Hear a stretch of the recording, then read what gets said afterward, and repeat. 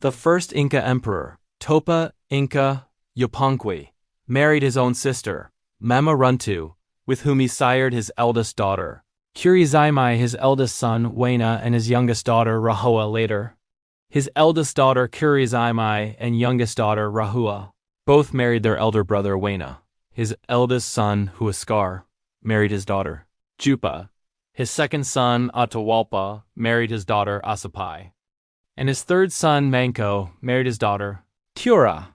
And you might say that this was just a small Indian country and its crazy emperors.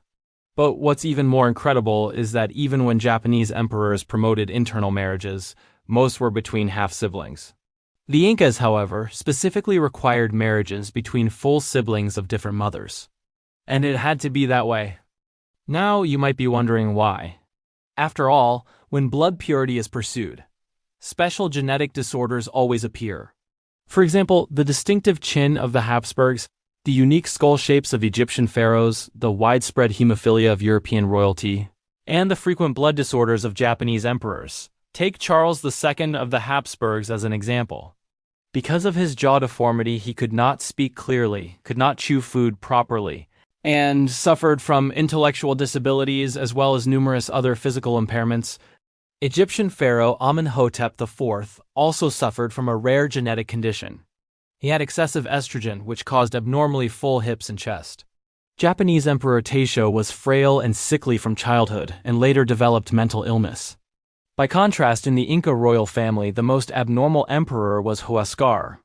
And what was so abnormal about him? Obviously, for an emperor, ruthlessness can even be considered a virtue. Even if we doubt Inca records, when the Spaniards met the Inca emperors, they too described them as brave and extraordinary in battle. During negotiations with the Spaniards, the Inca emperor even learned to communicate in Spanish. Besides producing wise rulers generation after generation, the Inca emperors were also extremely fertile. Each emperor fathered a vast number of offspring. For example, Topa had over 90 children in total. His successor Huayna was not far behind, with over 200 descendants. Here comes the question. Other royal families that upheld sacred bloodlines and internal marriages often suffered extinction. Why were the Incas different? Why did their royal line continue without serious hereditary diseases? The answer lies in the self-correction mechanism of the Inca Empire. The Incas practiced internal marriages because the emperor's power was considered a divine mandate. In their mythology, the emperor was the embodiment of the sun and his sister was the embodiment of the moon. The implication was that the sun and the moon were the creators of all things of food and livestock. In other words, the Incas were told, "Do you think the crops you grow or the animals you raise belong to you? Of course not. They belong to the sun, and because the emperor is the sun's incarnation, all these things are the emperor's personal property." Therefore, the hardships of farming or herding were to be seen not as suffering but as the emperor's blessing. But ancient people were not stupid. Why would they believe the emperor was the incarnation of the sun? Because there was evidence. The Inca social system was highly unusual, both advanced and primitive. Society was divided into countless small communities. Common people had almost no private property. Their food, clothing, housing, education, labor, and work were all arranged by the emperor. The communities educated them, trained their skills, assigned jobs, and even provided partial care for the elderly, yet most people merely scraped by. Under this system, the people truly felt that it was the emperor who distributed resources. They could not see whether the sun created all things, but they could see the emperor allocating land and food. Moreover, the emperor often mobilized manpower to build large-scale agricultural projects, such as dams, which did increase crop yields. The people might not know whether the emperor possessed divine power, but they could see the tangible results. The Incas also believed that their emperor achieved a kind of immortality. Like the Egyptians, they mummified their rulers. But unlike the Egyptians, they regarded these mummies as living beings. The mummies retained their palaces and servants, were brought out for festivals, offered food and drink, and even had doctors and tailors to care for them.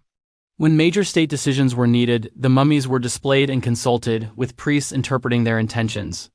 Thus, a dead emperor continued to live, while a new emperor ruled. This created a balance. The new emperor gained secular authority, but other princes controlled the mummies and thereby held religious power. Since imperial resources were shared among brothers, a new emperor was forced to expand outward to acquire more wealth and power. Only the most capable could become emperor. It wasn't that the Incas naturally produced wise rulers. Rather, only wise rulers survived to become emperor. Furthermore, an emperor could not simply kill his brothers to seize their share. Imperial power depended on divine recognition, which could only be won through successful expansion. If a new emperor was weak or lacked suitable heirs, the other princes could quickly rebel and elect a new ruler. For example, after Emperor Wenna died of illness, his second son Huascar inherited the throne. But Huascar made a decision that violated tradition. He did not want to expand the empire, but instead planned to bury the mummies of his ancestors. Although this might seem filial to the Incas, it was like burying their ancestors alive, since the mummies were considered living beings. The other princes united and supported the more capable Atahualpa as the new emperor. Amid this internal conflict, a great benefactor appeared from afar: the Spanish conquistadors. Atahualpa had barely secured his rule when he was captured. The Spaniards used a familiar tactic. They declared that the local gods were demons and that they themselves were redeemers, not invaders. This justified their massacres. During Atahualpa's trial, they charged him with regicide, fratricide, idol worship, treason, and even theft of clothing. Ironically, the Habsburgs, masters of internal strife, accused him of civil war and, as foreign invaders, accused him of treason. Finally, the Spaniards promised mercy if he converted to Christianity. Atahualpa agreed and was baptized, but their mercy only went so far. Instead of being burned alive, he was strangled to death. Thank you for watching.